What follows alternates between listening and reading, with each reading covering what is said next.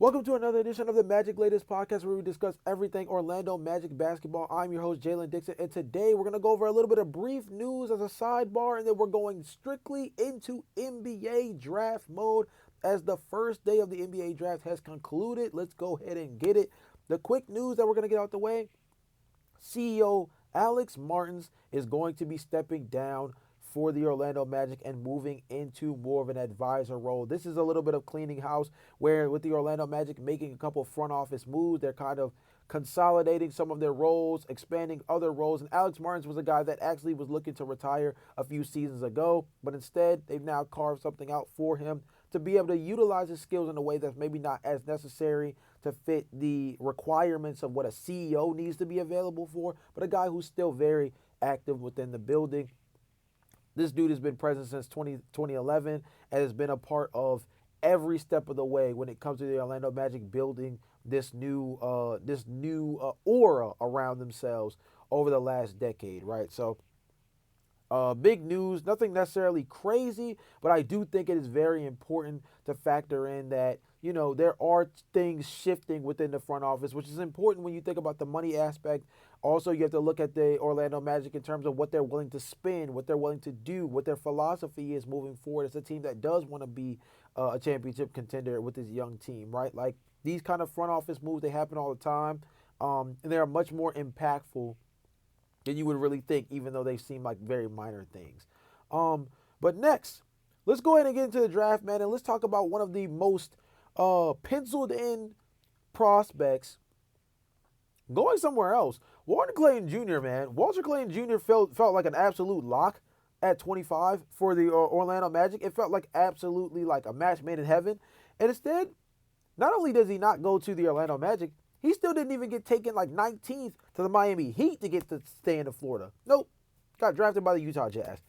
Shout out to Walter Clayton Jr. He's going to be a guy who I think is going to be a serviceable point guard in this league. It's a little bit weird that the Utah Jazz were willing to go older. I believe Walter Clayton Jr. is 22 years old. So a little bit of an older prospect for a team that seems like they're still looking for blue chip guys to kind of like grow together. But he's going to be a mainstay point guard out the gate. Obviously, we talked about on the podcast that he's a steady shooter, a guy who can play make at a high level. His defense is going to be a little bit questionable, and I think next to guys like Isaiah Collier and others, it's going to be a little tricky. But I think Walter Clayton Jr. is going to be a serviceable point guard in this league. For Orlando Magic fans who really wanted Walter, should the Magic have tried to trade up to go after him if that was the guy? Maybe, but I think the overall goal for the Orlando Magic was just to get somebody that could be a knockdown shooter in this draft class, and there was a handful of guys that kind of fit the bill.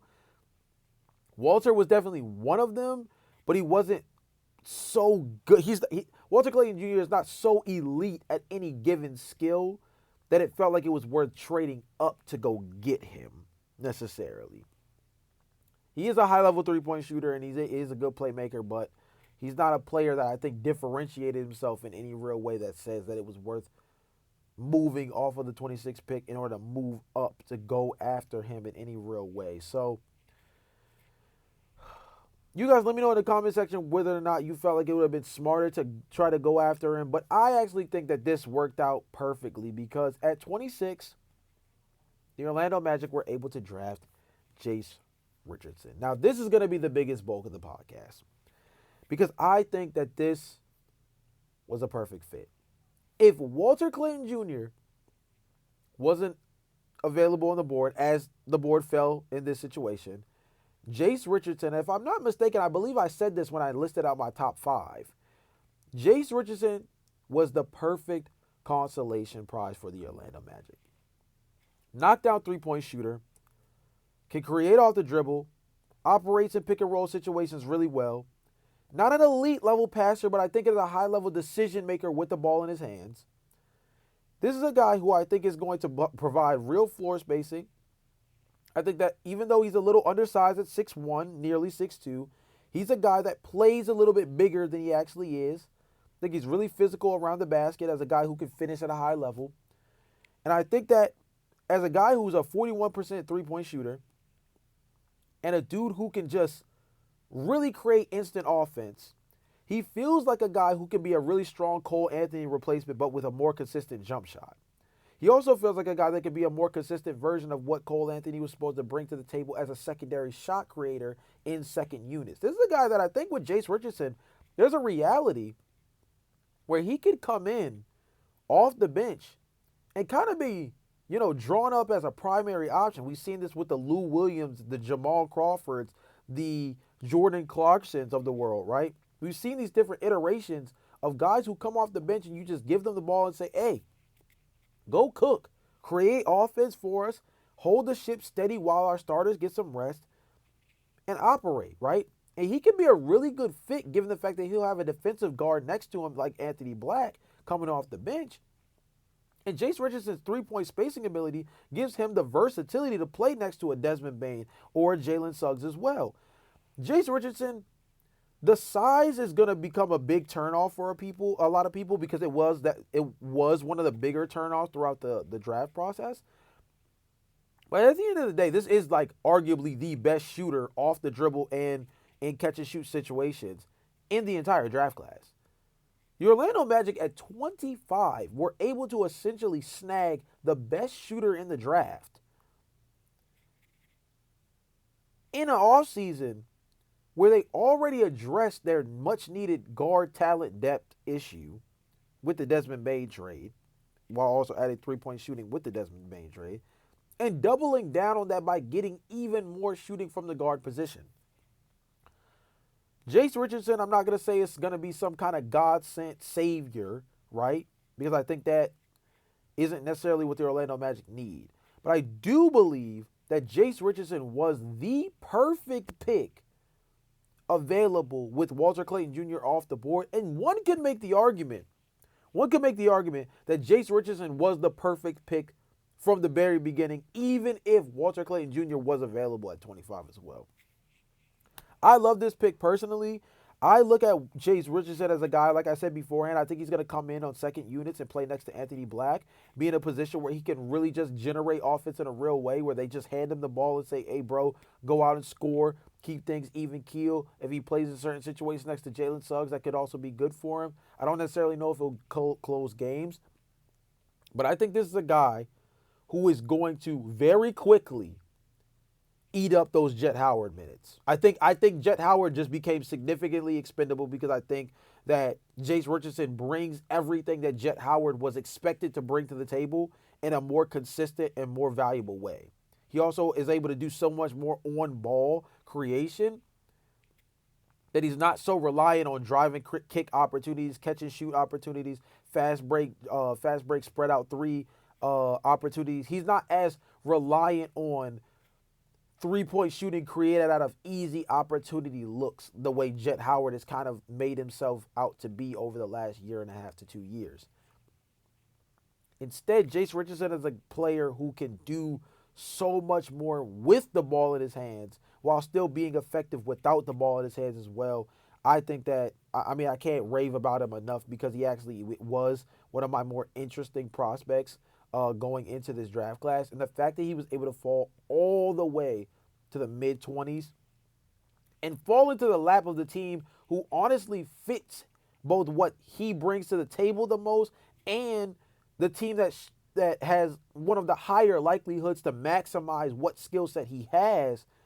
Again, this is, if it weren't for the Walter Clayton Jr. narrative around him being a Florida kid, going to Florida, winning the national championship this past season, I think that Jace Richardson would have been the name that had the most buzz around it at landing at 25 for the Magic this entire time.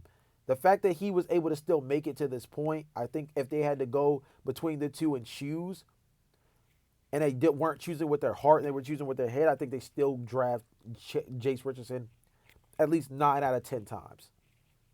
Big night for the Orlando Magic for round one, and a real good opportunity to build on that round one with a second round snag. There were a couple of interesting players that did not get drafted in the first round that could be available in the second round and are worth the Orlando Magic keeping a real close eye on. One person is one of the players that I mentioned in my 5 perfect prospect series, Maxime Renaud out of Stanford. I still think that he would be a really good option as a big man that could come in, take up either the Goga Batazde or Jonathan Isaac minutes, or potentially fill in next to or instead of Wendell Carter Jr. in certain situations as a three-point shooting big, a guy who can put the ball on the floor, make really good decisions as a passer, high-level IQ passer, I might add, which is really big for a team that needs to be able to emphasize a little bit more ball movement. This Orlando Magic team has fell in love with kind of giving Paulo Banchero and Franz Wagner a lot of ISO opportunities and not necessarily having a lot of movement within the offense. A guy like Maxime brings a little bit of floor spacing to this team in a real way where you add him to a lineup that has Desmond Bane and Jalen Suggs, or a lineup that has Desmond Bane and now Jace Richardson, Jalen Suggs and Jace Richardson. Like, now you have the chance to have two or three. Now you have the chance to have, I would say with Maxime, really 3 knocked out 3-point shooters, because I would say Maxime's still going to be like a 38 to 37 to 38% 3-point shooter on 5 to 6 attempts per game in the NBA. Like, I think he has a real chance to shoot it at a high level.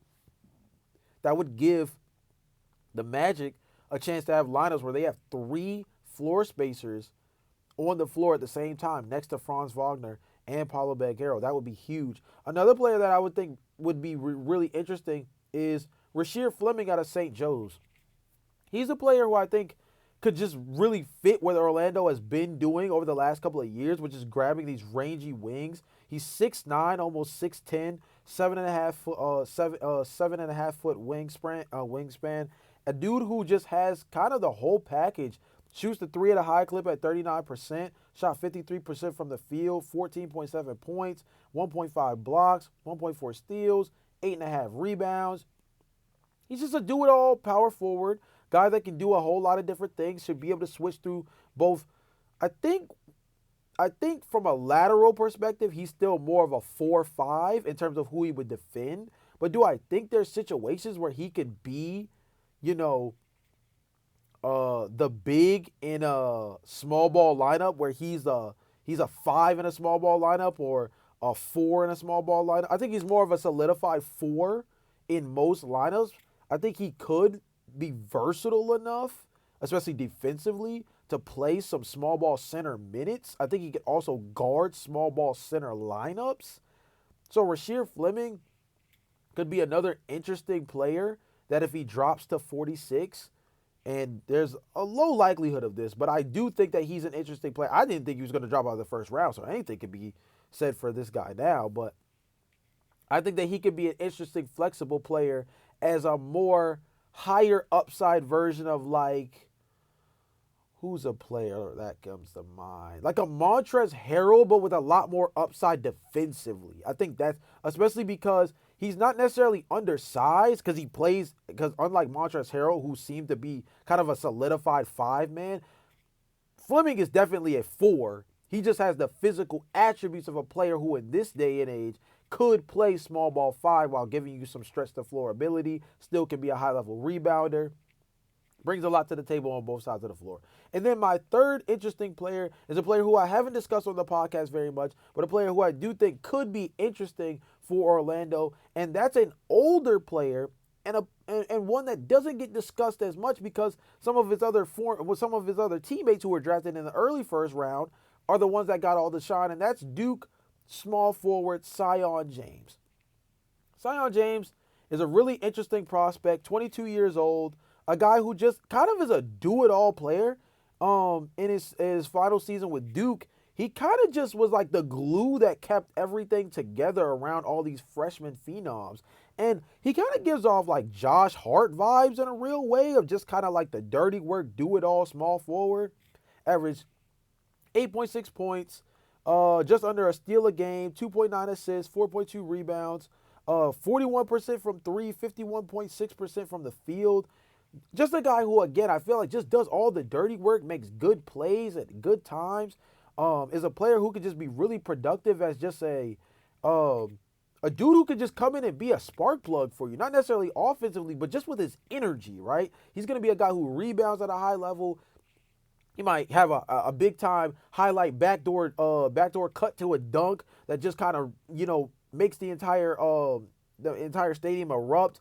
Zion James, I think, is going to be an interesting sneaky player as a guy who I think many win now type teams are going to want to take a look at in the second round because he's just that kind of player. He feels like a plug and play type that can come off the bench and just give you a lot of energy, give you a different level of edge, and bring a certain level of physicality to your defense that any NBA team should want. And I think for Orlando Magic team that's not necessarily like all the way young, but definitely extremely youthful, having a 22-year-old come in, play right out the gate at a position like small forward where they don't definitively have a whole lot of depth at that small forward position necessarily. He's a guy who could fit in where if you look at a second unit, and not to say this will be like a long-term thing, but a second unit with Jace Richardson, Anthony Black, Zion James, you still would have Goga Batadze on the roster so as of right now. And then maybe like Goga Batadze and Jonathan Isaac or Goga Batadze and Mo Wagner next to Zion James, Jace Richardson, and Anthony Black. I mean, you got two knocked out three-point shooters in Jace Richardson and Zion James right there. And then you have Anthony Black, who's slowly but surely developing, but could be another defensive piece. So you have Zion James, Anthony Black, and then I would say the other high-level defender in that group would either be Goga Batadze or Jonathan Isaac, depending on what combination you run with. I mean, there's some real flexibility and versatility there, not only in terms of adding the shooting, but adding or continuing to build on that defensive identity that the Orlando Magic have been building over the last couple of years. So with that being the case, you guys let me know in the comment section, did the Orlando Magic get it right with Jace Richardson at 25? If not, who would you have grabbed if you were the Orlando Magic? Would you have grabbed Maxime Reynaud in the first round? Would you have taken a swing on Liam McNeely, who fell to a couple picks later on in the first round? Is there a different player who was on the board that was worth consideration that you thought should have been taken instead of Jace Richardson, or was he the perfect pick? And at the 46th pick, the Orlando Magic should select. You guys fill in the blank in the comment section. I'm really interested to see who you guys want to see wearing the white, black, and blue. But until next time, this is the Magic Latest Podcast, and I'll see you guys tomorrow with no more updates around the second round and going into the rest of NBA free agency. Until next time, peace.